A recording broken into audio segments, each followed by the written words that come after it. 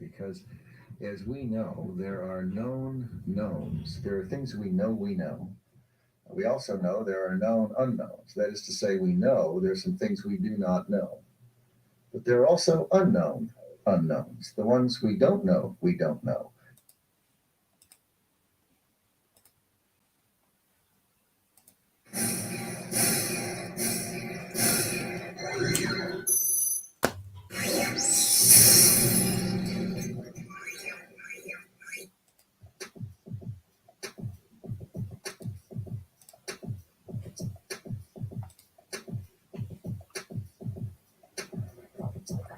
Yes, yes, yes. You're in tune to Boxing Talk with Raphie. Well, I'm all up in the video. I'm all up in the video. Okay. Just don't look even. Okay. That's a little bit better. Hello and welcome to Boxing Talk with Raphie. What are we on? What are we on? As a matter of fact, rat-tat-tat-tat, let me fix my screen. Let's see if we can do this.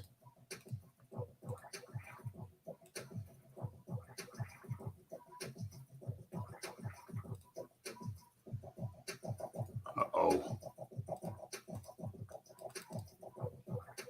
Okay. Let's have a look. Marveloso. Let me turn myself up in the cans. 1, 2, 1, 2. Yes, yes, yes. Okay.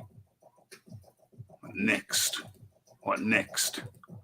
All right, let's do the sound check.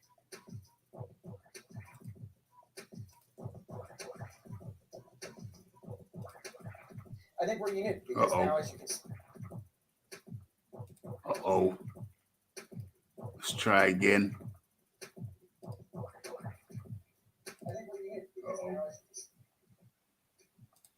Uh-oh. What next?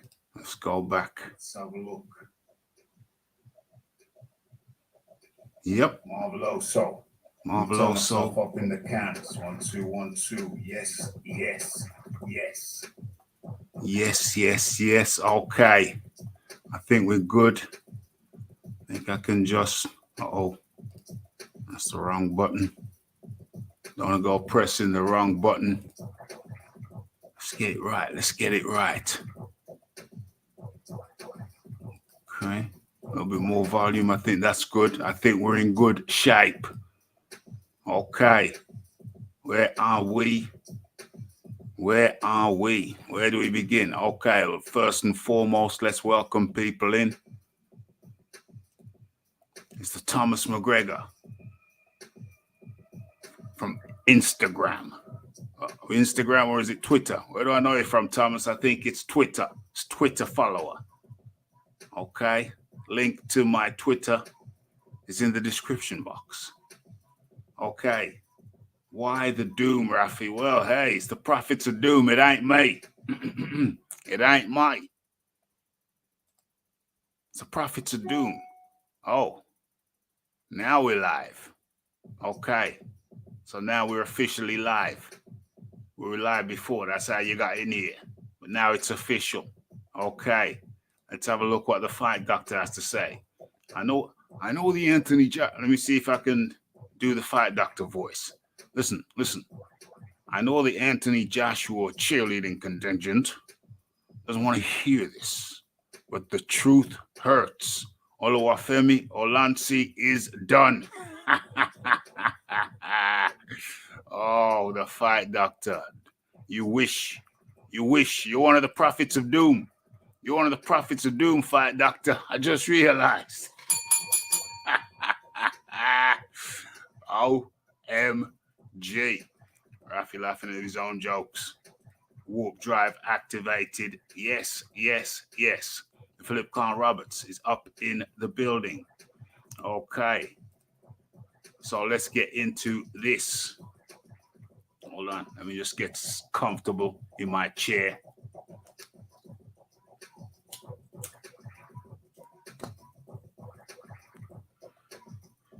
Okay.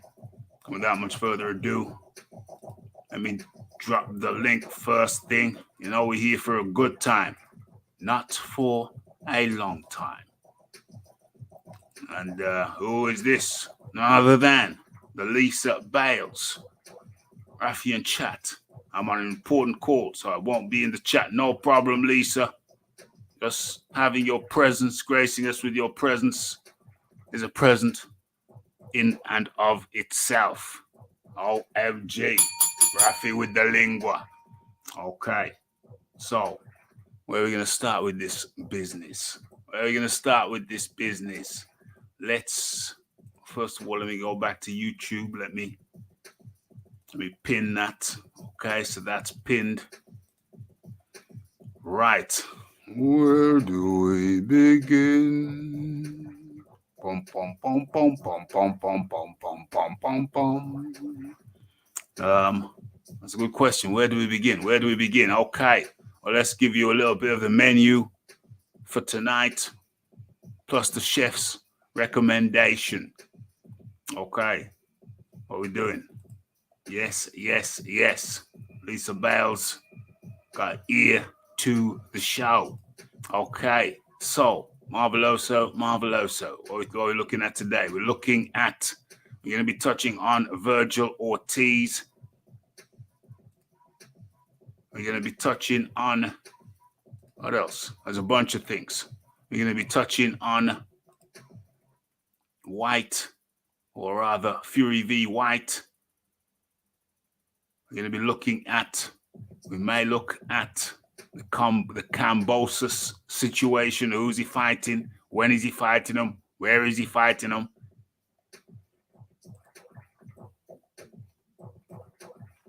Fury v. White, of course, and there's been a lot of rustling going on around Anthony Joshua. Frank Warren's come out, Prophet of Doom, aka the Prophet of Doom. Someone's been writing stuff on behalf of Joe Joyce. It is being alleged.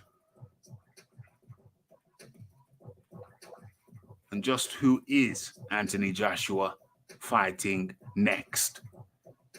That's just some of the things we're going to be looking into. So yeah, that's the show. I wonder how Virgil is. I hope better. Yeah, we're definitely going to be touching on that with some of Raphie's observations.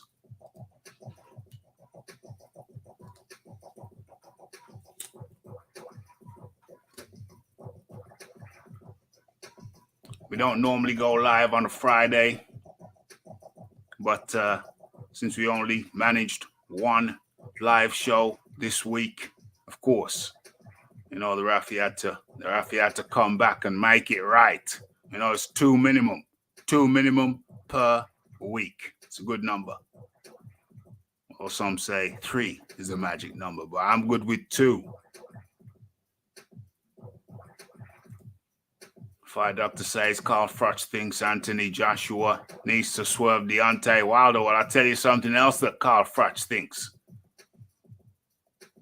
Carl Froch thinks that the earth is flat. OMG. Do you agree with him on that too, the Fight Doctor? Are you one of the flat earthers, Fight Doctor? Is that what it is? You and Carl Froch, are both of you flat earthers? And what is it? The plate, like the world is a plate, and at the edge of it, it's got it's capped around the edge with ice. Keep all the water in, keep all the ducks in. OMG. And in comes none other than, well, actually, I'll let him introduce himself. Fight Doctor is in the house on Rick James status as always. As always, the Fight Doctor is in the house. Okay, where do we begin? Where do we begin with this? I know you want to talk about Joshua, your favorite subject. Is that right, Fight Doctor? Well, we can talk about the flat Earth, and I know that Anthony Joshua has something in common with the flat Earth, being that you know he hasn't quite been put flat on his back yet, but that day is coming. Oh, Because Carl Froch, my fellow flat earther, thinks wow. that Anthony Joshua needs to swerve Deontay Wilder. Wow. Wow. Hold on a second. Hold on a second. Did you just say fellow flat earther? Could you confirm that, please? That's what I said, fellow flat earther. Yes. So, to be clear, Fight Doctor, you're telling me that you believe the earth to be flat. No, I believe that the earth would represent Anthony Joshua, and that if he were to meet Deontay Wilder in the ring, then the earth would be flat because Anthony Joshua would be put flat on his back. Wow. And I'm not the only one who thinks that. Look, I've been saying that for years. And I'm glad that somebody on your side of the pond, someone with some credibility, happens to agree with what I say. Are you saying flat earth, Carl Froch, is someone with credibility? Yes, I think that Carl Froch, where boxing is concerned, has a tremendous amount of credibility. Yes, I do.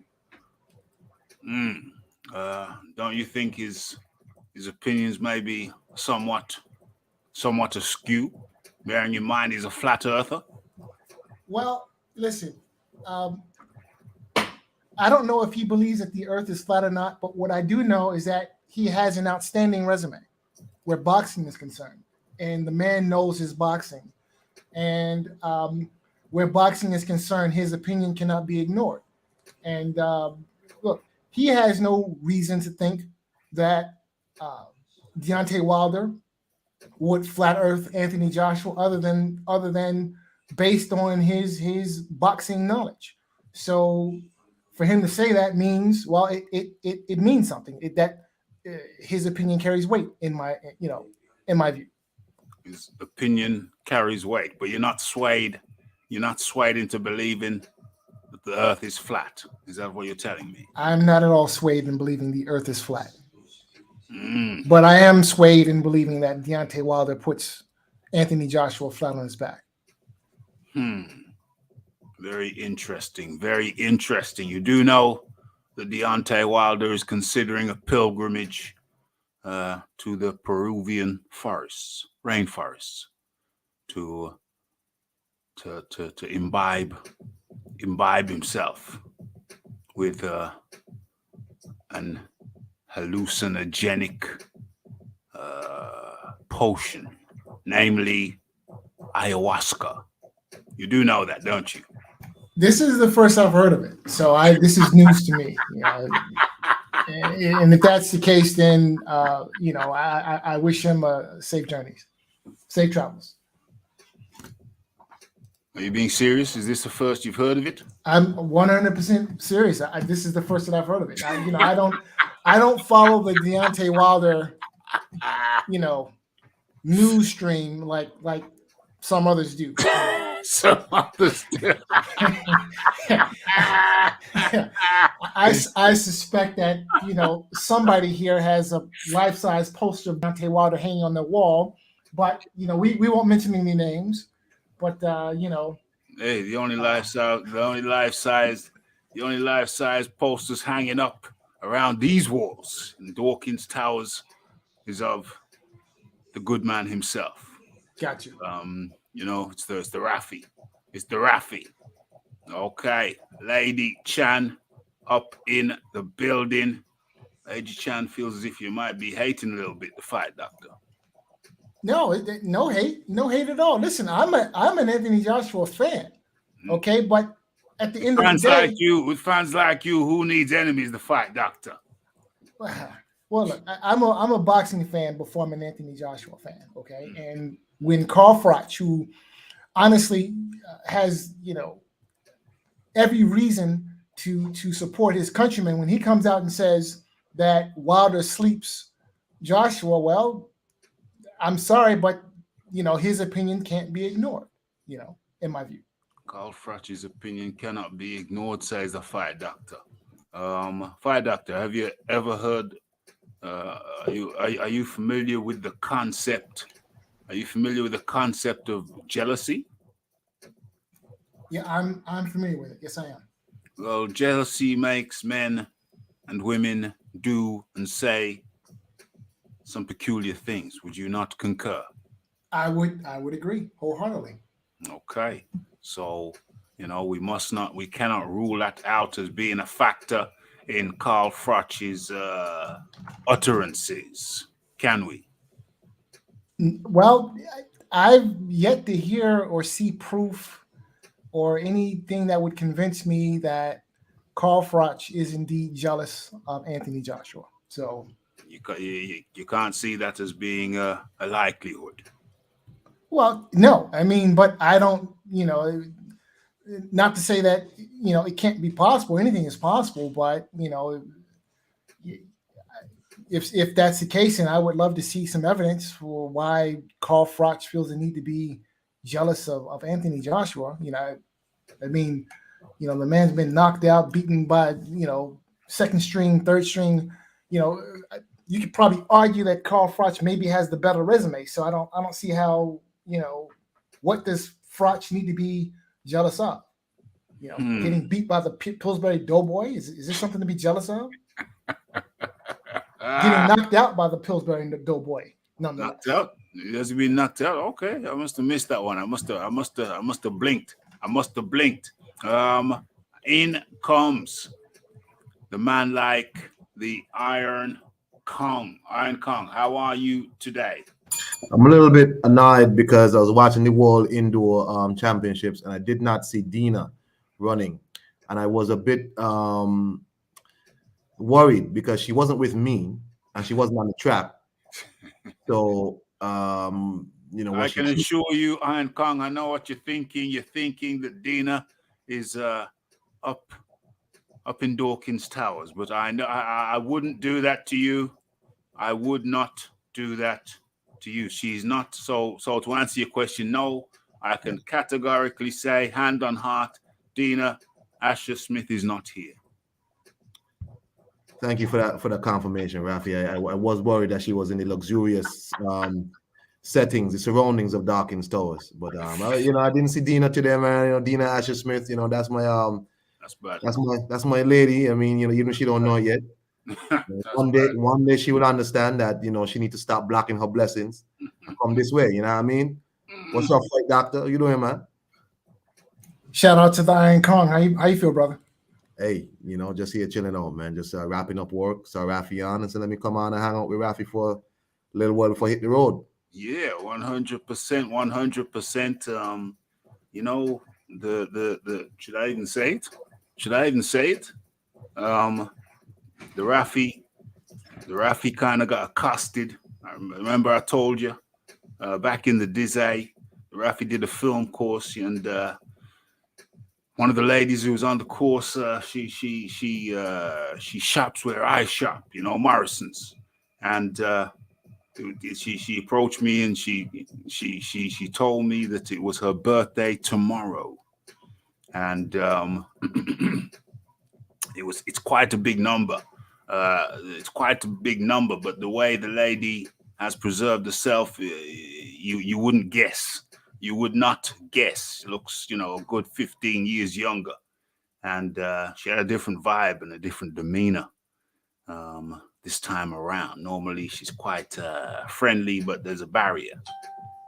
Today, the barrier was non-existent. So it was interesting. She looks fantastic. I think the ladies, some of the ladies, they're taking care of themselves really, really well, and they're preserving themselves well. So I just, it's just when you mentioned Dina, I just came to mind. Decisions. Okay, I'm not going to go any deeper into that. I'm not going to go any deeper into that, man. But let me just say the barriers were gone. The looks like the Raphie's gonna. I don't know. She's gonna have to talk to the husband and say, "Hey, I'm going out on a girls' night out or something. Hey, I'm sorry, but the she's older than she looks. The husband is even older than her, and the husband don't look in good shape at all. So consider it. He should be thanking me. He should be thanking me if Raphie does the unthinkable. But anyway, that's something that I'll have to chew on. I'm gonna have to chew on that. Anyway, that's just Raphie sharing his thought at this time. And all the credit, but let's go off. Who's the envy is real? Never give a man can never give a man credit. But an underachiever. Wow. Oh my gosh. Lady Chan went in on Carl Froch there. OMG. Let's have a look. Let's have a little scroll down. What's going on?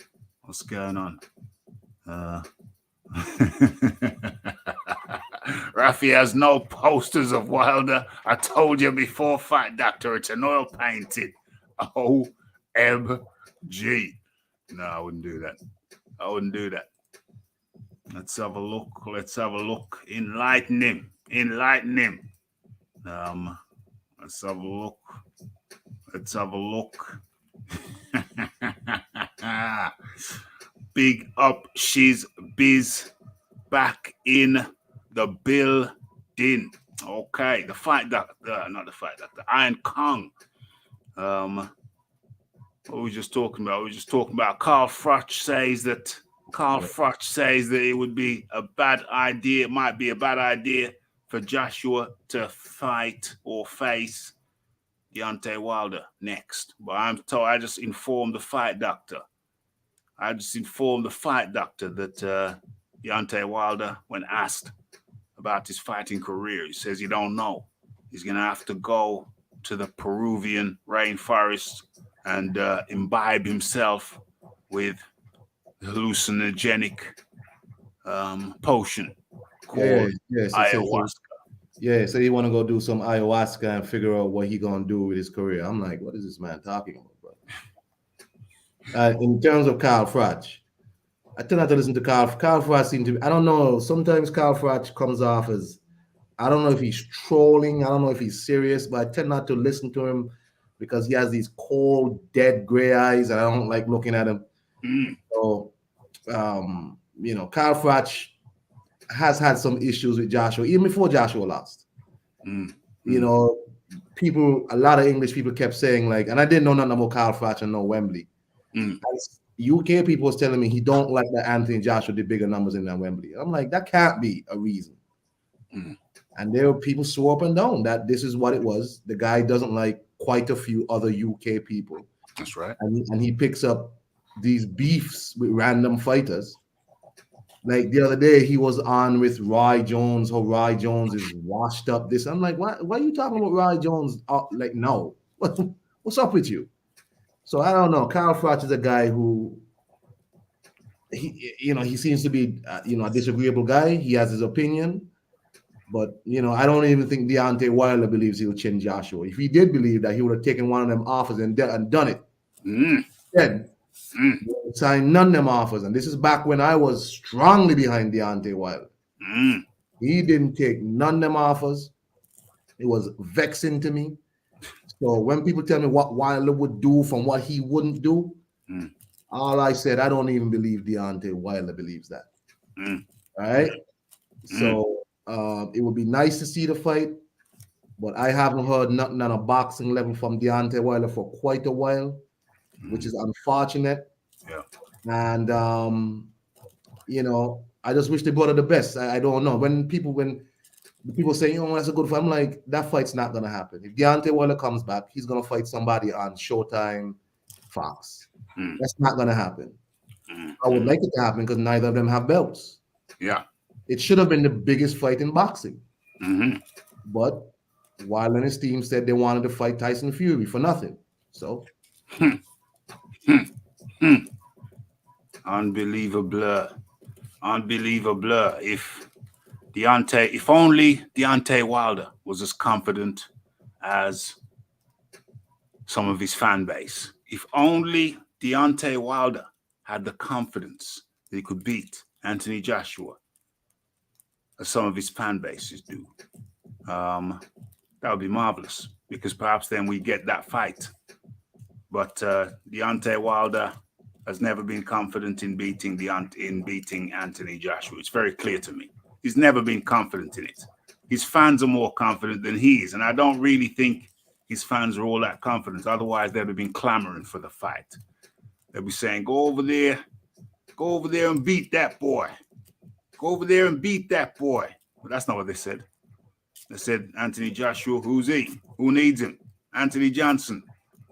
You know what I mean? Try to pretend that they didn't even know the man's name. That's how shook they appeared. Tried to pretend that they didn't even know the man's name. So I put it to you, the Fire Doctor. If Anthony Joshua, if Deontay Wilder believed what you believed, they would have fought already. And he wouldn't. He certainly would not be thinking about going down to the Peruvian rainforests to imbibe himself with hallucinogenic compounds. As a matter of fact, Fight Doctor, I'm actually going to pull it up for you, so you don't have to take my word for it. Nobody has to take my word for it. I'm going to pull it up for you. Deontay Wilder. So here's what I know. What I know is that before any so-called offers came from the Joshua side to Wilder's team, that Anthony Joshua went on record saying that if Uncle Al could find him $50 million, he would fight Deontay Wilder. And Uncle Al said, okay, we got your $50 million. Come fight Deontay Wilder. And that's when all of a sudden, out of the blue, Anthony Joshua changed his story and sidestepped the $50 million that he asked Uncle Al for. Now, this is before any of this business with any offers that came from Anthony Joshua's team, Eddie Hearn or whoever. Anthony Joshua went on record saying that he wanted $50 million for Uncle Al to find him $50 million. That's an old story. That's an old story, Well, which is wiped out. It might be. It's an Instagram offer. I already told you about this. It was an Instagram offer, and it was an offer that Shelly Finkel, when what's his name? When Eddie Hearn said, "Okay, let's meet and talk about it." What's his name? Alien. What's that alien? What's that? Shelly Finkel. Shelly Finkel said, "No, we can't talk about it. You either sign the contract or you don't sign the contract." He says, "Well, hold on." Eddie says, "Well, hold on. We're going to have to meet and talk about it, surely." And he said, "No." Finkel said, "No, we don't talk about it. Just sign the contract." It's a 24. Oh, I forgot. And also on top of that, it was a 24-hour. They had a 24-hour deadline. The offer came with a 24-hour deadline. Anyone with a grain of sense can surely see that the whole 50 million thing was bogus. First of all, it was an Instagram offer. That's Exhibit A. Exhibit B, it came, they couldn't discuss it. They couldn't meet to discuss it. No, just sign the contract. Exhibit C, it came with a 24-hour deadline. Anyone with a grain of sense can surely see that was the definition of a bogus offer. Fight Doctor. So I am looking at a list of the top 10 highest grossing pay-per-views in history, right? And the top the top 3 are events coordinated by Uncle Al. And out of the top 10, Eddie Hearn has nothing to do with any of these events. What's that got to do with Nothing. what's that got to do with being sent a bogus offer? So what it has to do with being sent a quote unquote bogus offer is this: is that on the one side you have a source that's highly credible. All right. Again, I'm looking at this list. Who is that source? Al Heyman. What's coming from that source? Uncle Al told AJ that I have your $50 million. Now, Okay. you can have this argument that it's Instagram offer, or we didn't meet on a Tuesday to talk about how you're gonna pay me back, this, that, and other, and a third. That's all fine and dandy. However, what you cannot dismiss is the fact that the top 3 highest grossing pay-per-views in history were coordinated by Uncle Al. This is a fact. Not my That opinion. does not trump the 3 exhibits that I gave you, which says that the offer but again, that's all conjecture. I'm dealing here with the facts. That's not conjecture. That's that fact. is conjecture. No, there's That's not not fact. conjecture. You can't prove any of these things. That's not conjecture. You One, can't prove- I you- can prove that it was an Instagram offer. I can go back to Instagram and pull it up for you if you so wish. Yeah, That's but what you so I can't can prove. So I can but- prove but it's an here- Instagram offer. But here's what you Um, can't prove. You I can't. can prove. But, I can prove that what- Shelley Finkel what- declined. but here's to what meet- you can't prove. I can Here's what- prove that Shelley Finkel declined to meet Eddie Hearn to discuss the offer. That's Exhibit B. But here's what And you can't Exhibit prove. C. And Exhibit C. I can also prove that Shelley Finkel said it was a 24-hour offer. But here's what you can't prove. So You that's can't- Exhibit B, but C, you- but- A, but B, and here's- C. Here's what you can't prove. You can't prove that Al Heyman isn't credible. Well, Because he is. it's irrelevant. It's irrelevant. No, it's very relevant. If Sir, Exhibit in a A, court of B, law- and C are true, if sir. Exhibit A, B, and C are true, then pardon me, Al sir. Heyman being a credible witness is Yeah. irrelevant. Pardon me, sir. In a court of law, the credibility of a witness does come into question, and it does play a role. All right. It can't And overrule where Exhibit credibility- A, B, and C. And The where exhibit, credibility is the concerned, in terms of who has put on the biggest, highest grossing pay-per-views, Al Heyman's credibility far outweighs that of Rematch Room. This is a fact. This is a Does fact. not- So that for does not- Eddie Hearn, does not so for Eddie Hearn- address Exhibit A, Okay, B, but again- or C. But again, for Eddie Hearn to parade around and talk all this nonsense about the deal was shady and it didn't, and you wouldn't meet, only for Eddie Hearn's team to do the exact same thing when they submitted their quote unquote offer to Deontay Wilder. Everything that they accused Team Wilder of doing, they reciprocated everything, refusing to meet, contracts, the whole 9 yards, everything. Yeah, they refused to show. But the They problem, even refused to show a contract. but, They even but refused to here's, show a contract. but here's the problem with Eddie Hearn's side, right? I'm looking at the top 10 highest grossing pay-per-views in the history of the sport. I don't see anything associated with Eddie Hearn. But the top 3 were coordinated by Uncle Al. So again, credibility here, sir. Credibility. You have not addressed Exhibit A, Exhibit B, or Exhibit C, and Let's therefore let's- I have to move on to the Iron Kong. Bruce goes up in the building. I think the $50 million topic has been debunked a lot. You know, it's interesting that Anthony Joshua has a 24-hour deadline to agree to something, but they wouldn't dare give Canelo Alvarez a 24-hour. I have never heard anybody having a 24-hour deadline to agree to anything. I don't care how much you say you're credible. You will deal with me as a businessman. You understand me? You don't disrespect me and tell me no nonsense about 24 hours. We asked for a meeting. Let's sit down like people so I can see what you're offering. And then it comes out from Lou DiBella, from Frank Warren, that indeed they were trying to do a deal with BT Sport in England. You understand?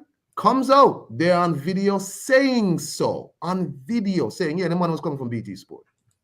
knowing Anthony Joshua cannot fight on Sky.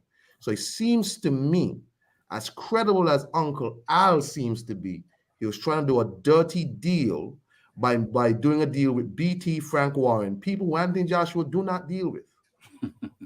So it seems to me he was right to ask for a meeting and not just trust this credible Al Heyman, who his fighters now are complaining, this dude has not paid me, who Floyd Mayweather is still saying he hasn't made money from pay-per-views years ago still. Credible Al Heyman, who seems to have his fighters now complaining about money. They can't get paid. The biggest grossing was Floyd Mayweather, and he still hasn't been paid back then. Wow. Floyd, who is going to Japan now to make money in other places also, without Al Heyman. Wow. Credible Al Heyman, right? So Anthony Joshua was right to ask for a meeting, not just railroad me 24 hours or else what? Or else what? Who do you think you're talking to? Anthony Joshua, right? Then went on and offered this man $100 and something million. Deontay Wilder got a meeting with his team, Lou DiBella, Al, all these people. Had a chance to meet with the DAZN people, not with Eddie, not with AJ, not with none of these people. They had a chance to meet. Something that Joshua and Eddie didn't even get a chance to get. They met and they turned it down. And after that meeting, they fired Lou DiBella for even setting up the meeting. You understand me? Oh, dear. Wilder's on the video with Shelly Finkel. Raphael sent you the video, you know. He's on video with Shelly Finkel when Blue Blood Sport asked, why did you turn down the money? And when Wilder tried to answer, Shelly Finkel said, I'll answer, Deontay. I'll talk about the business. Wilder couldn't even speak for himself to explain why he even turned it down. Speechless. Deontay Wilder himself said, I turned down more money to fight Anthony Joshua, to fight you, Tyson Fury. So he turned down more money and undisputed criminal to fight a man who had no belt, who had no credibility in the sport. Because as Wilder said in the second fight build-up, when I found you, you were a broken down house on drugs. You pillow-fisted. He said that. So basically, Wilder knew he cherry-picked Tyson Fury because he was a broken down house and he was so-called pillow-fisted. Wilder, in my opinion, doesn't believe he could have beaten Anthony Joshua. I don't believe he thinks that. I do not believe so. Because if you could turn down all that to fight this broken down, pillow-fisted man, you were not confident in beating this dude. And this is me, a former Deontay Wilder big fan. Before all these people on the internet, these so-called YouTube, not saying Fight Doctor, because I believe Fight Doctor is a man who knows his sports. But a lot of these channels were not talking about Deontay Wilder. They didn't care nothing about Deontay Wilder until Anthony Joshua beat Charles Martin and then Klitschko. They didn't care nothing about Wilder. They didn't care. You know what I'm saying? Wilder should have fought Joshua and kept out Tyson Fury out the game. But he didn't because, it's $50 million and it's 24 hours to accept and it's all this nonsense. You have never heard no way. You give no fighter like Anthony Joshua, the caliber Anthony Joshua, with all that he has, 24 hours to accept nothing. What do you think? Bro, I run a small business and there is nobody who could give me 24 hours to accept nothing. For you real. Crazy? You're mad. For real. It's madness, complete and utter madness. Deontay Wilder turned down undisputed. And let's be clear. We're looking at and we're eliminating. We're looking at who's best for Anthony Joshua because news has just come out that news is coming soon. And what we can deduce from that is that most likely they're talking about Anthony Joshua's next opponent. So it seems like there are contingency plans. Contingency plans have been made. And it looks like there's going to be an announcement to say who Anthony Joshua is fighting next, whether it's going to be Usyk, who's right now occupied fighting a war over there in the Ukraine. Is it going to be Usyk or is it not? If it's not Usyk, then it looks like we're going to be in for the revelation of who it's going to be. But it don't look like, and we're going to look at the options. We're going to look at the options, but it don't look like it's going to be Deontay Wilder. You see the caption there in front of you. It's from Talk Sports. That's the BBC affiliate, reliable source. And it reads, Deontay Wilder says he's planning to try psychedelic ayahuasca to go on a spiritual journey in order to decide whether to retire after the Tyson Fury defeats or fight on and face Anthony Joshua, Alexander Usyk, and Andy Ruiz. So we're talking about Deontay Wilder to see if he might be a credible next opponent. And from that fight, Doctor, what's your takeaway? Do you see Deontay Wilder signing up to fight Anthony Joshua if Usyk is otherwise engaged? Well, depends on where he is physically. Mentally, he seems to be, out in that field somewhere. If he's talking about going to Peru to get high, I mean, who broadcasts that type of information? Man, right, Doctor, you need to talk to that man. Sometimes Wilder just be talking some weird. Yeah, I know. I mean, I don't look. Listen, if you want to go to Peru to get some special kind of weed to smoke, that's fine. Okay, all right, that's fine. Just don't broadcast that type of information. The world doesn't need to know that you like Peruvian weed or that you need to go to Peru to get weed. That's a personal thing. Keep that, inside the confines.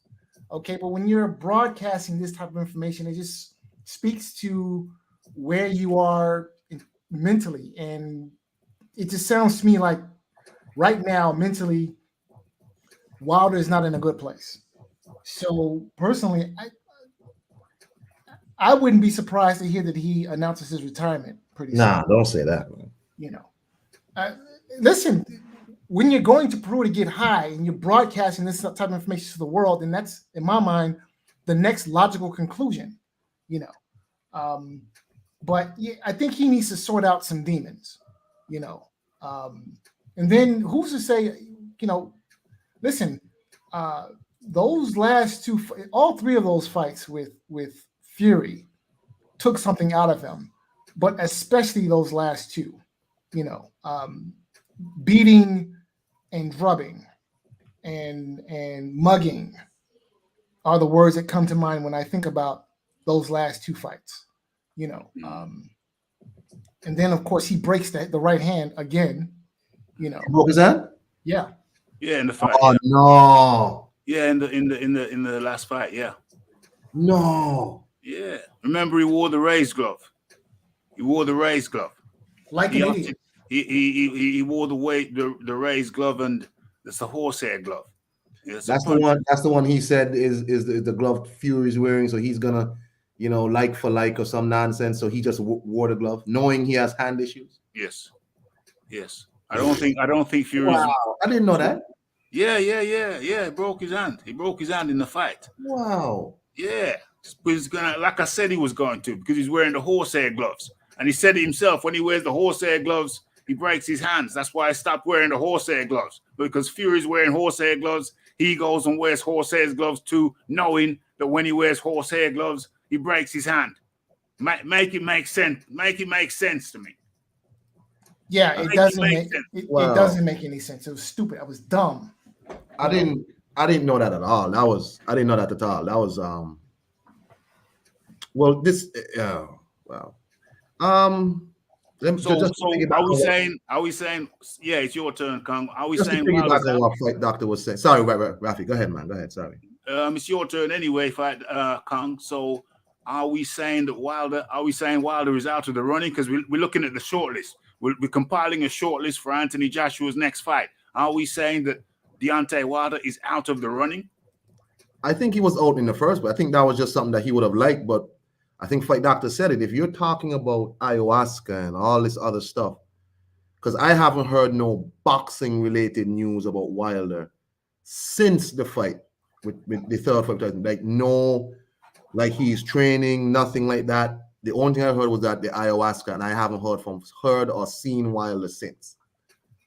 And that's real. I didn't know about the broken hand. Depends on how bad the break is. I mean, at 36, let me be clear. This ain't like when you're 26 or when you're 16, when if you break something, you heal up quick, fast, and in a hurry.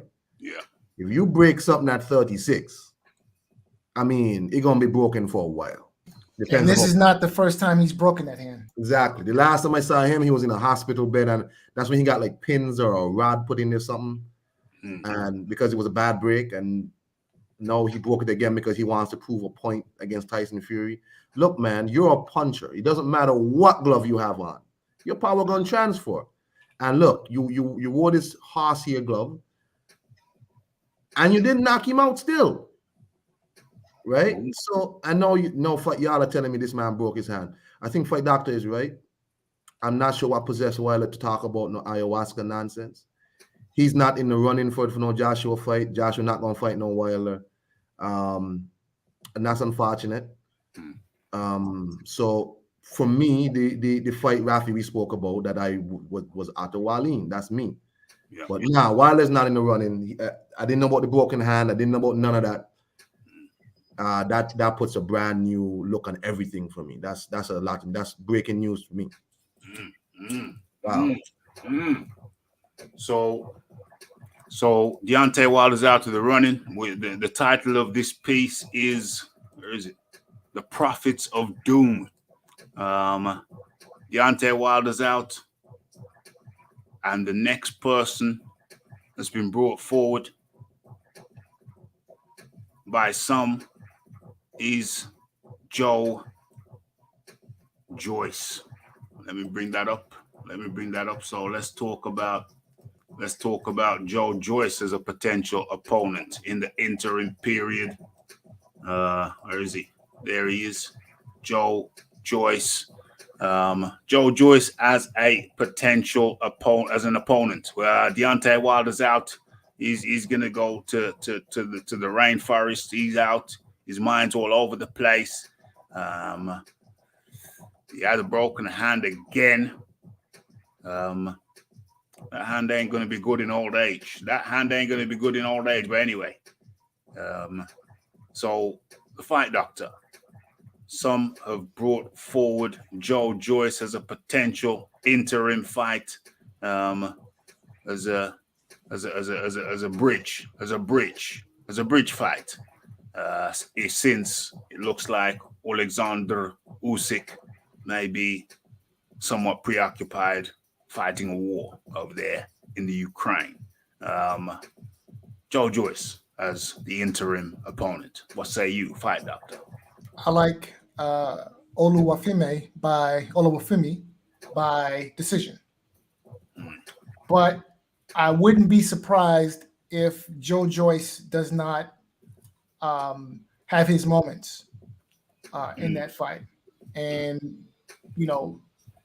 has moments where he makes Anthony Joshua look bad. But I think over a 12-round fight, I've never been high on Joe Joyce. I think he's just too slow, and I just don't think he has the boxing acumen of a Anthony Joshua, and he's a conventional fighter. So I see Joshua outboxing him over 12 rounds with Joyce having some moments, but proving that he's not, on Joshua's level in terms of his skill. So Now, having said that, um, I could see a scenario where maybe Joe Joyce comes into this fight thinking, this is my shot, this is my chance. Boxing is going out the window. Me and this man are going to war. And in that scenario, I like Joyce's chances. If that maybe he could lure Joshua into a fight, into a contest mano a mano. I like Joyce's chin over Joshua's chin. I like Joyce's confidence over Joshua's confidence at this stage. So, if it got to the point where boxing goes out the window and it turns into a dogfight, if Joyce were to find a way to lure Joshua into a dogfight, I like Joyce's chances. But if I were betting on this fight, my bet would be Joshua by decision. Okay. So, Frank Warren came out and says that Joe Joyce does Joshua. We're talking about the prophets of doom. Joe Joyce does Joshua. I'm thinking to myself, names people have offered up. Deontay Wilder, the man's heading out to the rainforest, so that's kind of ludicrous to me. Then they mention Joe Joyce. How the hell does Joe Joyce help prepare Joshua to face a southpaw, a very technical southpaw? How the hell does that make any sense whatsoever? Yan Kong.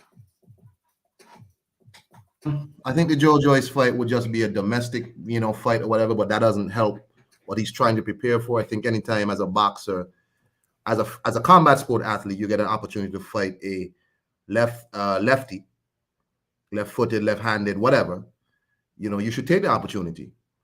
Joshua is a guy who's 20-something fights into his career. In most people's career, 20-something fights, they're still fighting bums, right?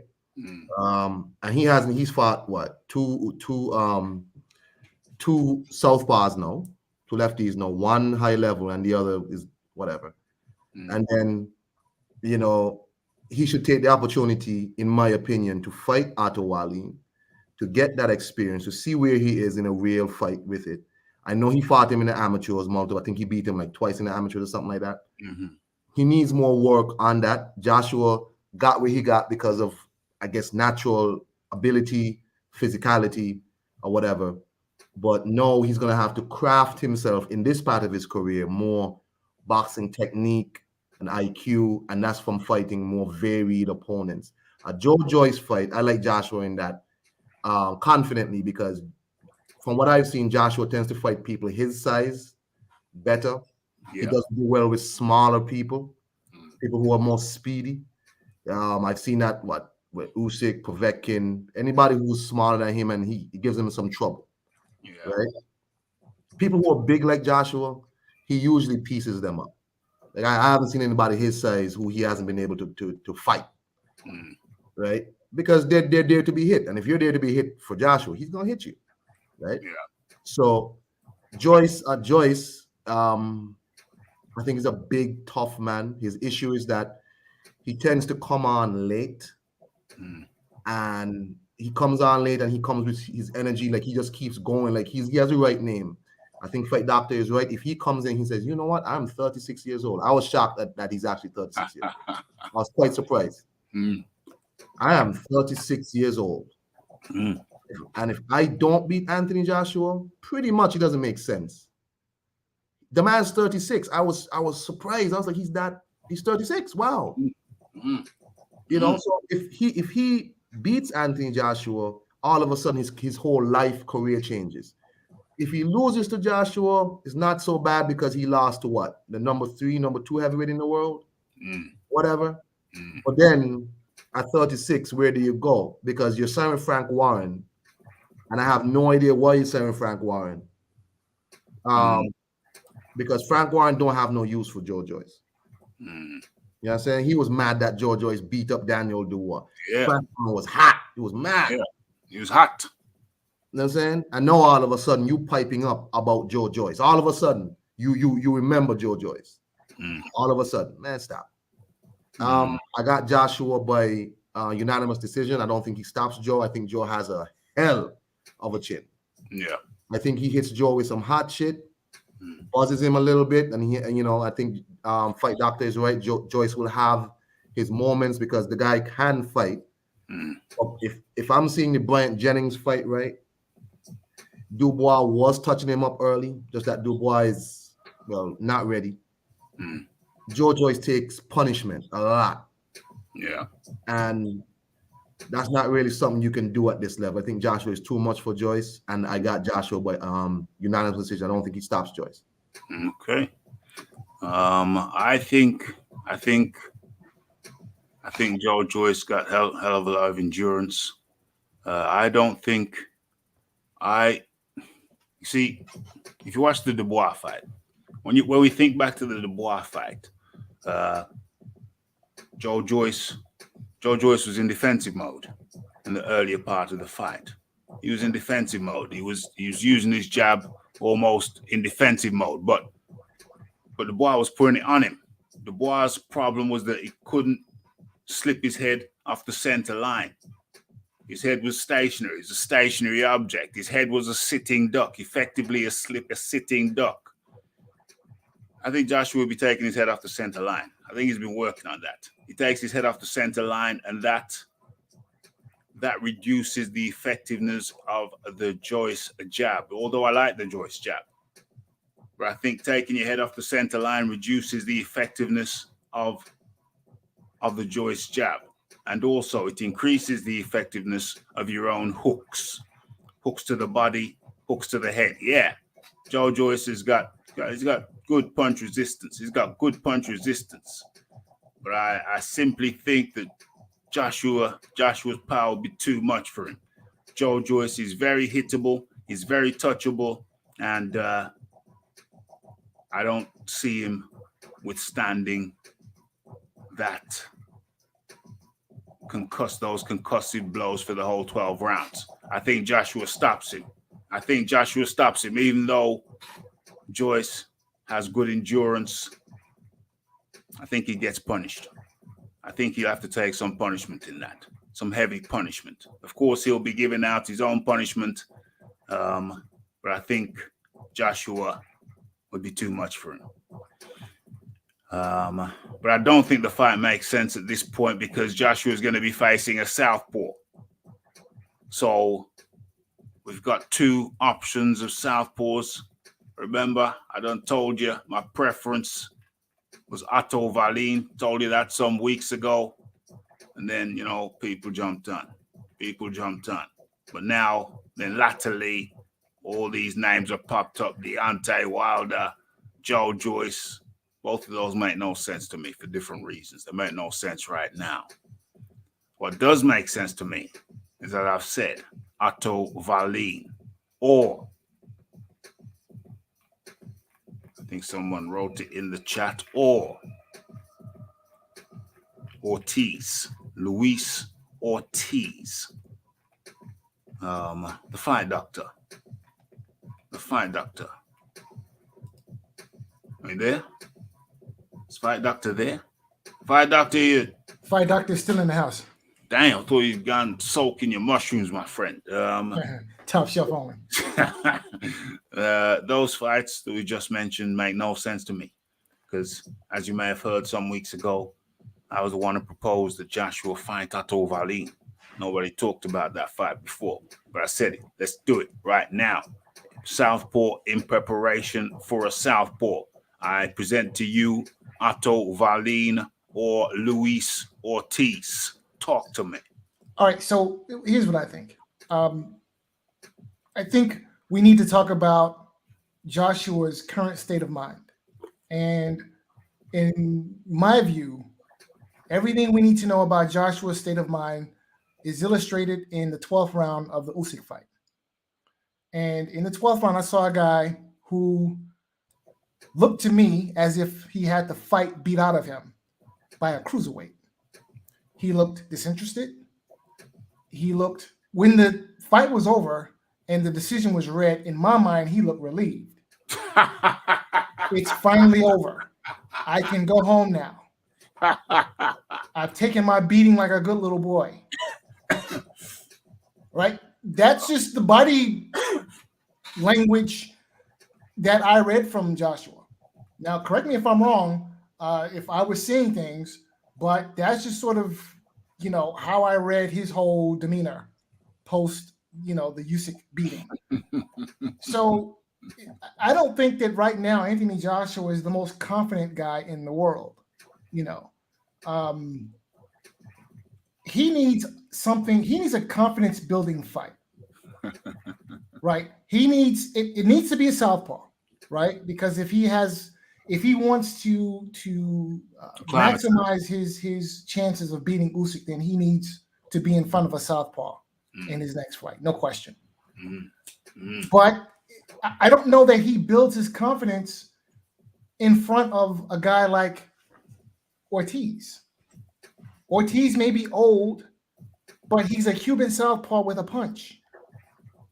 And based on what I saw in Joshua's last fight, Ortiz is the last guy that Joshua needs to be in front of. Okay? I mean, he's Cuban, which means he knows how to box. He's a southpaw, which is Joshua kryptonite, and he has a punch. And he has a chin. Joshua's beat let's not forget about that. Ortiz has a good chin. Joshua's beat more southpaws than his last two.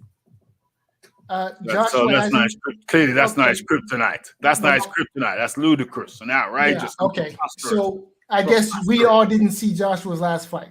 Maybe you saw something different, but I saw a guy get thoroughly outboxed by a cruiserweight southpaw. I said Joshua's beat more southpaws than his last two. Listen, all those tomato cans that he beat on his way up, none of that matters at this level of the game. And I'm telling you, Ortiz is not the guy that he needs to see in his next fight.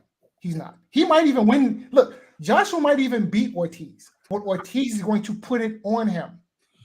And Ortiz will shatter whatever is left of his confidence. Ortiz will destroy it. Did you see, if he doesn't destroy Joshua in the process. Did you see Ortiz knee give out on him in his last fight? I saw Ortiz knock the guy out. That's what I saw. I'm asking you a simple question, Fight Doctor. Did you see Ortiz's knee give out on him in his last fight? I did. And what I saw was an old guy dig down deep and deliver when it mattered.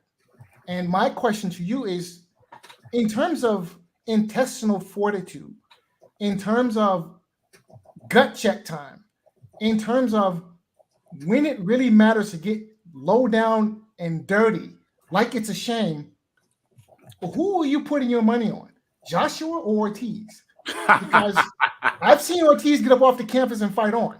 All right, as if you cannot be serious right now. You cannot be serious right now. Old tease. Right. Joshua's consistently be going up against the best. Not like Fury, a tough fight here, and then an Otto Wallin, Tom Schwartz there. No. Joshua's been fighting the best, the toughest out there. And so you have to bear that in mind. He only fights the best guys out there, top 10 guys. He only fights top 10 guys. Joshua against Ortiz, come on, brother. Ortiz, I would love to see that fight. Yeah, I would love it. Yeah, I would love to see that fight too, because that would tell us exactly where Joshua is. And I tell you what, that's inhumane. That's inhumane. For you to want to see that fight, that is inhumane. Listen, Ortiz is capable of ending what is left of the Joshua myth. Are you okay? Pick the fight then. Tell me who wins that fight. I think the fight is 50-50. I beg your pardon? I think the fight is 50-50. Listen, how many mushroom teas have you had today? Listen, at the end of the day, all right, Ortiz is a heavyweight who can box, who's a southpaw, and has a punch. As far as I'm concerned, he has all the ingredients. Now, yes, he might be old, legs might be ready to go, okay? But power is the last thing to go. And Ortiz still has his punch. And from what I saw in Joshua's last fight, okay, straight left hands coming from southpaw stance are Joshua kryptonite. I repeat, Joshua has beat more southpaws than he has lost to. So, Fight Doctor, tell me who, Otto Wallin or Ortiz for Joshua next? More likely it'll be Otto Wallin. More likely. But even then, I don't. Wallin knows how to fight. He's a durable guy. I don't know that he beats Joshua, but then at the same time, I don't know that Joshua looks good in that fight either. You know, and if I were managing Joshua, I would want to find an opponent, southpaw, where Joshua could put in a performance that would help boost his confidence. And I don't know that happens in a Otto Wallin fight. Okay, so either way, you think it's not going to be a great night for Joshua fighting either Ortiz or Otto Wallin. Well, I think out of the two, I think Wallin is probably the more likely fight, and I think that's probably Joshua's best option, because again, you know, he might beat Ortiz, but you know, Ortiz still has his punch, and you know, I'd be curious to see what happens if and when Ortiz were to land his money punch on Joshua. Ortiz were to land his money punch on Joshua. Okay, well, I've given you my response, the Fight Doctor. Now we go to the Iron Kong. Yeah, I think it'll be Wallin not because nothing about Ortiz is some big danger or whatever. It's because of the politics. Luis Ortiz is going to be hidden behind the PBC wall. Still, this is another one again who had all this nonsense to say about Anthony Joshua and blah blah. He would do this and blase, and what he wouldn't do from what he would do, and all this and all this. When it come down to brass tacks to fight in Madison Square Garden, nah, I ain't gonna take that fight. You know, whatever you're offering is too little for the great Luis Ortiz. You know what I'm saying? And you know, all of that, all this blase. This is another one who don't believe he could beat Anthony Joshua. They just talk a lot, use the man's name for clout and all this nonsense. Yeah, you know, Luis Ortiz has power, right? But what beat Joshua against Usyk mostly was, you know, footwork, movement, right? Footwork and movement. Yeah, he hit him with the left hands, but that comes from the movement. Luis Ortiz don't have no lot of movement. Luis Ortiz is a flat-footed fighter. This is a man who had Dave Allen standing right in front of him, couldn't get rid of Dave Allen. That's right. Couldn't get rid of Malik Scott. Malik take a dive Scott. Couldn't. You know, this is saying Luis Ortiz. You know, yeah, I don't want to hear all this about Luis Ortiz and you know, how he's so dangerous and what he would do and wouldn't do and all this BS. You know what I'm saying? Luis Ortiz is who he is. And if Charles Martin could put that beating on Luis Ortiz, so could Anthony Joshua. Okay? Yeah. And I don't want to hear none of that about what Luis Ortiz would do or could do. He had a chance, and he's another one again who don't believe in himself. Yeah. Okay? It'll be Wallin, because Wallin is a younger man, fresher man, ready to go. In terms of gumption and fighting back, you know what I'm saying? Yeah. Anthony Joshua, what really got me looking at this dude was in the Klitschko fight, 19 fights in, getting his ass whooped by Klitschko. Got up off the canvas, win that fight. Understand me? So I think the man has plenty gumption, plenty. It's okay. He lost the fight. He got outboxed by Usyk. To me, he got schooled, right? Because he stuck to this weird game plan, strange game plan, but he got schooled. I don't want to hear none of that about Luis Ortiz is so dangerous. Yeah. Okay? Yeah. It'll be Otto Wallin is a better fighter. He's much younger, much more aggressive, and much fresher. And yes, Joshua needs somebody to put it on him. So ain't nothing wrong fighting some bum. Ain't gonna help him with nothing. You need to, this ain't Tyson Fury who gonna find Tom Schwarz, Mr. Fury, the best shepherds out there in Moldova somewhere. Right? We're not gonna fight them people. You know, we're not gonna fight no Gerald Washington. We're not gonna fight, no Arthur Spilkers and these people. No, fight Otto Wallin, top 10 dude, gave Tyson Fury all he could handle, an actual fight. All right? Yeah. For real. 100%. 100%. Malik 2 Blinks Scott. Ortiz is a better boxer than Ruiz and also punches harder than Ruiz. Also more disciplined than Ruiz. Also got worse knees than Ruiz. Also got worse elbows than Ruiz. Could AJ run circles around Ortiz for 12 rounds? Run circles? You ain't got to run away from Ortiz. Who's running away from Ortiz? Who's running away from Ortiz? Old T, should I say? Hey, yo, Old Raphie, I'm gonna hit the road, bro. Hey, that was the Iron Kong. Hey, Did overtime on the job because he was enjoying the conversation so much. Iron Kong, much appreciation. Hey, Fight Doctor, I told you add my other page, SKNRBG. We gotta talk about a couple things, bro. Yes, sir. Just let me know when. I'm there. All right, just add my YouTube page, SKNRBG. Raphie, you too. You're always welcome, man. Let's talk about other things outside of boxing. 100%, 100%. Definitely. Right, peace.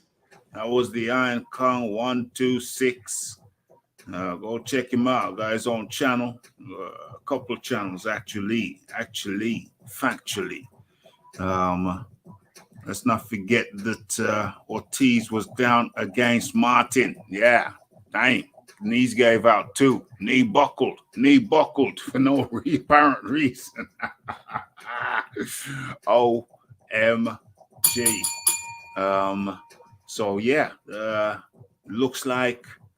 think it looks like Otto Wallin's being the most sensible opponent. Forget about the prophets of doom, like Frank Warren, trying to misdirect the people, trying to misguide the people. Anybody with 2 brain cells knows the best option for Anthony Joshua right now is to fight a southpaw, because he's fighting a southpaw. He's preparing for a southpaw in the form of Alexander Usyk from the Ukraine. Now over there in the Ukraine war, we're defending against Russia, Putin's Russia. Okay, so Otto Wallin is the choice, is the panel's choice.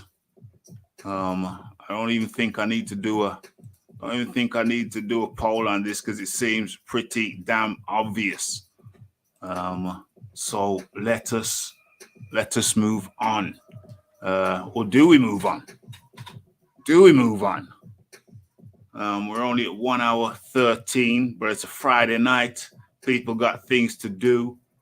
So do we really move on? But yes, let's at least let me have a look at the thumbnail. Okay, let's at least talk about Virgil Ortiz. Let's at least talk about that, for goodness sakes. Damn, I got a hell of a lot I wanted to talk about. We're not going to do it. It's a Friday night. It has to be a southpaw. It's a Friday night. Let people enjoy their Friday nights. Okay, we just do the Ortiz, and then we knock it on the head. Okay. So let me, forgot to say, hit that like button, hit that subscribe button, hit that share button. hit all of the good buttons. There's some really good buttons for you to hit. Okay, what's going on here? Let's drop this down and let's have a look at this. Okay, so Virgil Ortiz was hospitalized and forced to withdraw from his fight. Who was he supposed to be fighting? I forgot. Who was he supposed to be fighting? I forgot. Oh, yeah. It was Michael Mackinson. Supposed to be fighting England's Michael Mackinson.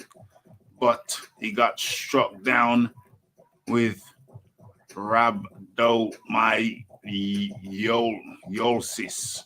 Rhabdomyolysis. It's called in the game. They just abbreviate it to rhabdo. I'm familiar with this condition. Some other athletes have suffered from it, been forced to pull out of fights as a result of it. And really, it tends to, in sports, it tends to come from, in the instances that I've observed, it came from overexertion. There's a number of ways you can get it. But in sportsmen, in the previous case that I'm aware of, was in the UFC. It was Cruz. Was it Cruz? No, Santos. The Santos. Yeah, he's forced to pull out a fight with rhabdomyolysis. That was the first time I'd ever heard of it, and that was some years ago now, maybe 10 years. And they went through it. They did an interview about it. What is it? How did it happen? And it was overwork. He was working too hard. They weren't checking his blood. If they were checking his blood periodically, they would have been able to identify what was happening. He was working too hard. His schedule was too hard. His body wasn't recovering, and that led to what's known as rhabdo. Well, let's see what's here. Virgil Ortiz will have to wait another day to launch his 2022 in-ring campaign. Am I going to read all this? Not really.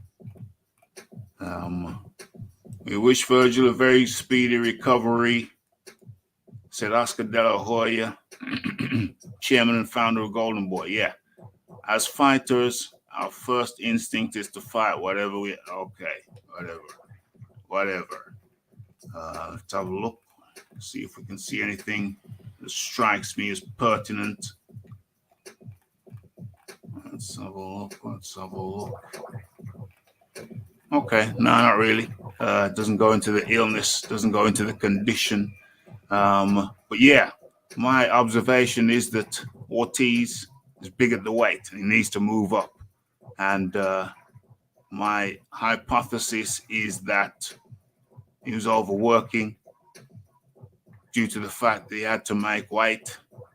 That led to overexertion and led to rhabdomyolysis.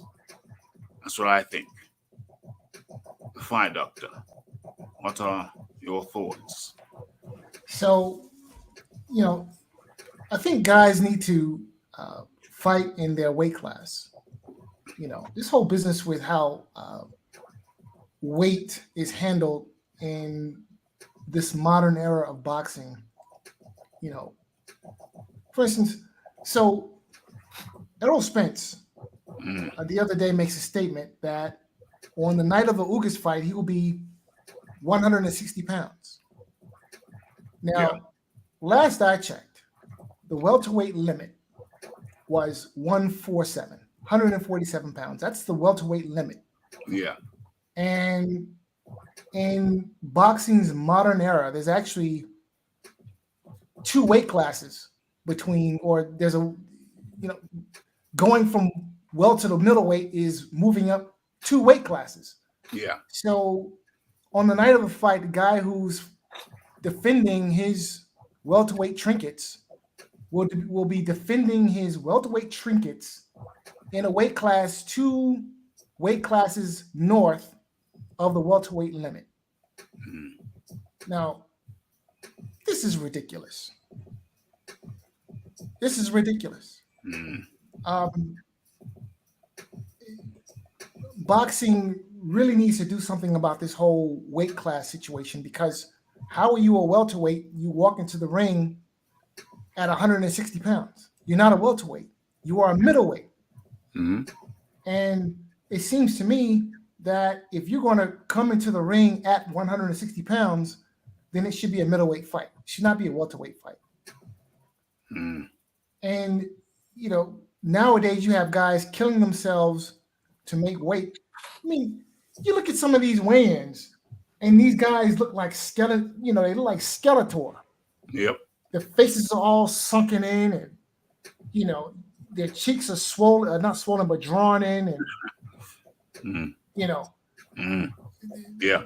they have to go and get IVs after the weigh-in, and, Yeah. you know, they're completely drained, they have to go drink a gallon of water. The IVs are illegal though. Well, whatever they need to do. Yeah. Rehydrate.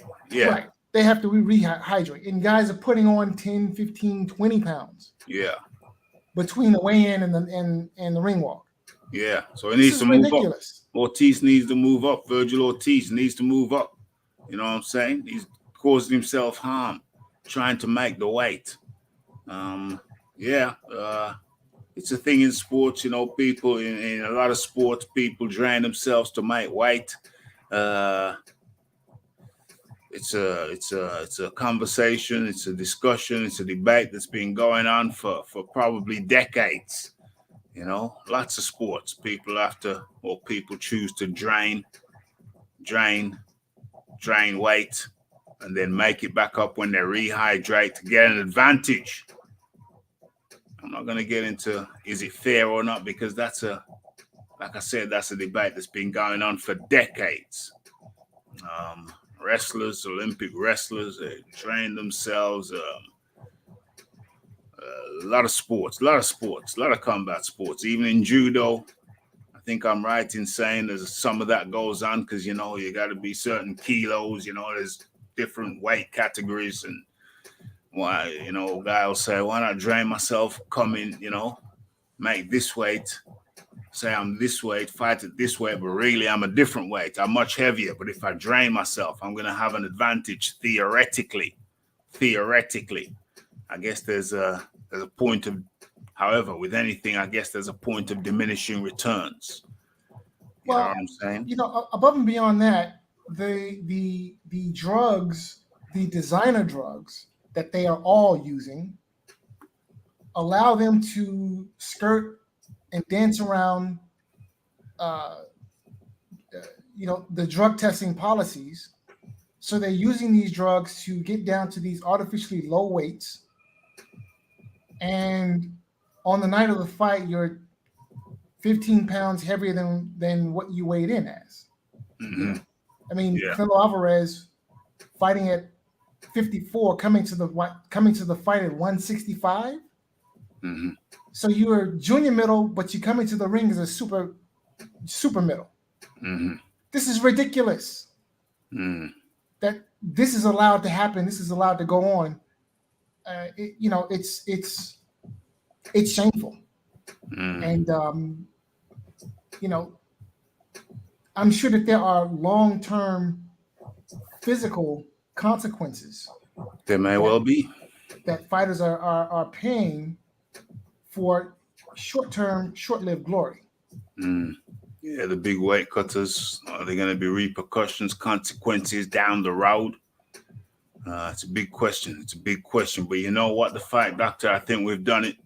It's an impromptu Friday one. You know, the Raphie don't normally go live on a Friday because it's the end of the working week and everybody just wants to kick back and relax. Well, maybe that's what you do. Kick back and relax. But the Raphie wants to kick back and relax too. But I only did one live previously to this one this week. And you know, the Raphie likes to give you at least two. So we had to do it, and we did it.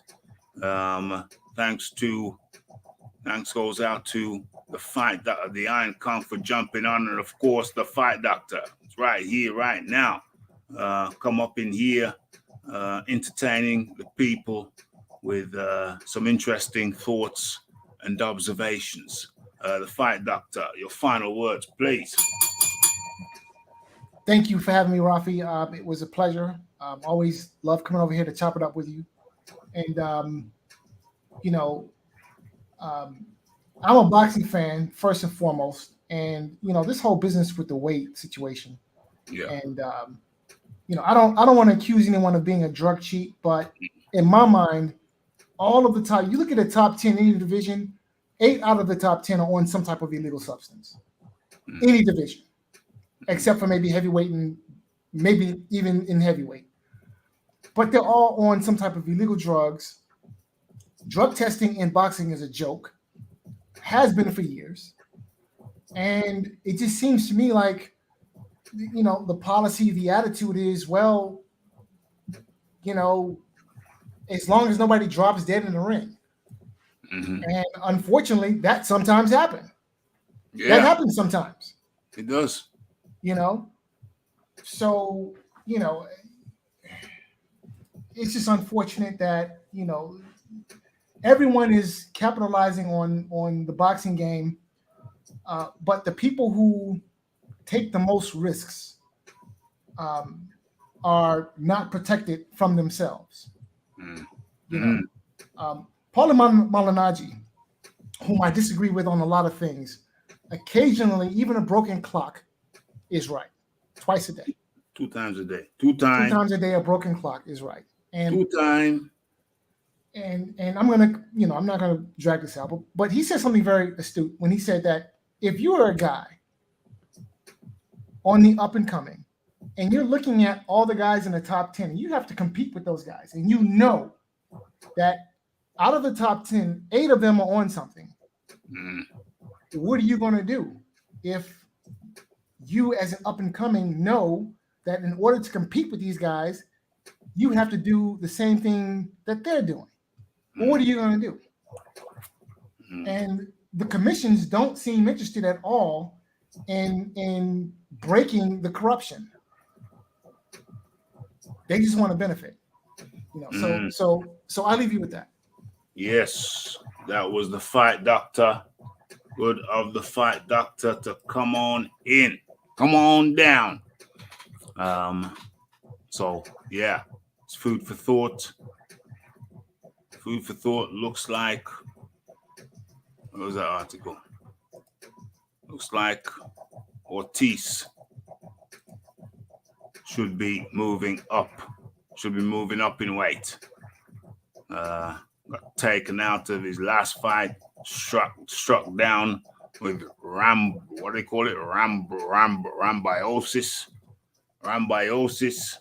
Most unfortunate. Looks like he needs to move up. And once again, we've gone through a short list of who we want to see Joshua in the ring with next. And the overwhelming view is that it should be a southpaw. If he doesn't get to fight Usyk, if Usyk's tied up in the war, Joshua should be fighting a southpaw. We narrowed it down to Luis Ortiz, and Otto Wallin. And the consensus view of the panelists was that Otto Wallin was the man for the job. Of course, Anthony Joshua sent out, what did I see, on Instagram, or was it a tweet? Was it on Instagram or was it a tweet? Let's have a look. Tone says, nah. Joe Joyce, well, nah, that makes no sense, Tone. That makes no sense. Why would he be fighting an orthodox fighter in preparation for a southpaw? That don't make no sense whatsoever. Don't make no sense, bro. Not to me. Not to me. What was I looking for? Was I looking for something? What was I looking for? Rehydrate. I forgot. It's gone out of my head. It's gone out to the Raphie mind. You're out of your mind. Let's have a look. What was I looking for? This is crazy, yo. This is crazy, yo. I completely forgot. It's gone right out to the Raphie's head. You know what? I think it's time. I think we've arrived at that time. Hit that like button, hit that subscribe button, hit that share button.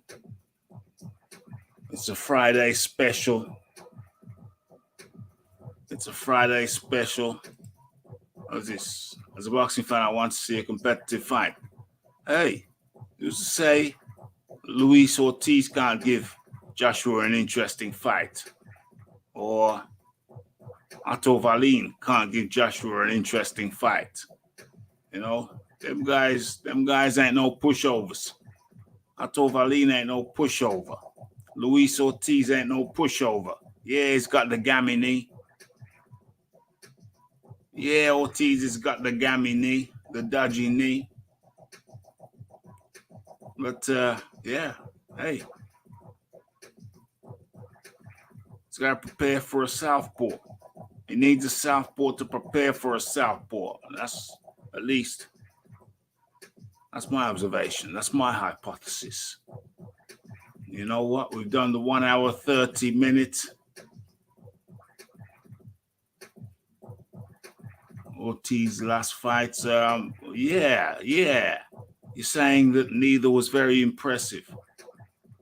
But my question to you is, how is an orthodox fighter going to prepare Joshua to face a southpaw? How is that going to be a warm-up for a southpaw? It's not. It needs to be a southpaw. It's the most optimal thing to do. You're managing a fighter, and he's going to face a southpaw for the championship fight, but that southpaw is unavailable because he's over in his country, potentially fighting in a war. What would you do? Would you put your man in against an orthodox fighter, or would you put your man in against a southpaw fighter to further prepare for the southpaw? I think the answer to me, it's obvious to me. I know what I'd do. You know what I mean? But you know what?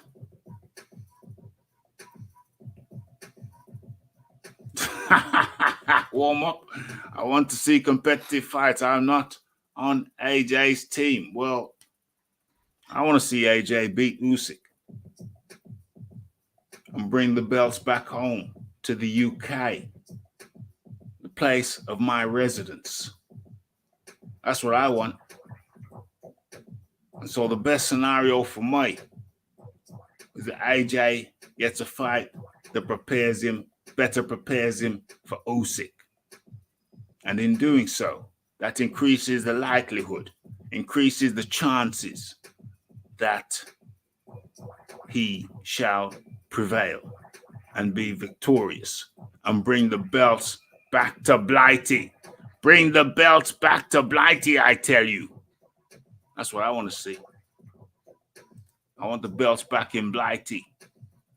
You may want the belts in Ukraine. Hey, that's all cool in the gang. If you want the belts in the Ukraine or wherever, I want them right here in good old Blighty. I want the belts right here in good old Blighty. Bring the belts back to Blighty.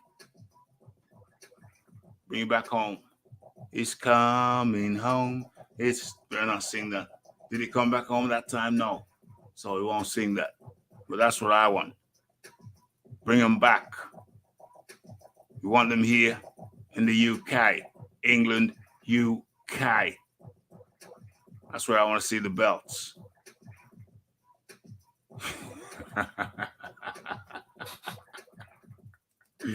Okay. Tone came out to the gate run bus, just coming with the jab. Tone come with the jab. Tone was coming with the jab. Raphie had to go down for the liver shot. Ref called it off.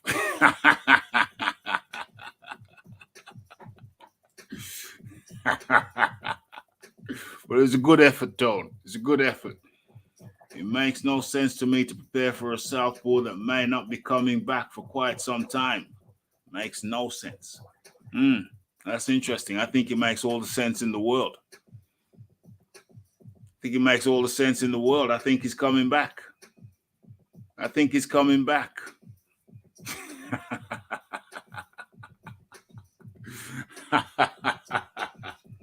Or is that to soak the dentures? OMG. And Werther's Originals. OMG. Okay, you know, I've been trying to close this thing down. Tone wanted me to go into overtime, so you got a little bit of overtime. I hope you all enjoyed it. I hope you enjoyed the fair. It's been a good one. It's been an impromptu one. It's a Friday one. We don't do Friday ones, but I hope it was enjoyable for you as it was for me. Until the next time, it's the Raphael Dawkins. It's the Combat Radio. It's the like, it's the subscribe, it's the comments, it's the shares. It's the hitting the bell icon. Stay updated with news and notifications. Don't forget about the live show. Don't forget to follow me on Twitter. Links in the description box. It's Raphael Dawkins, the Combat Radio. And we are out. Blessed.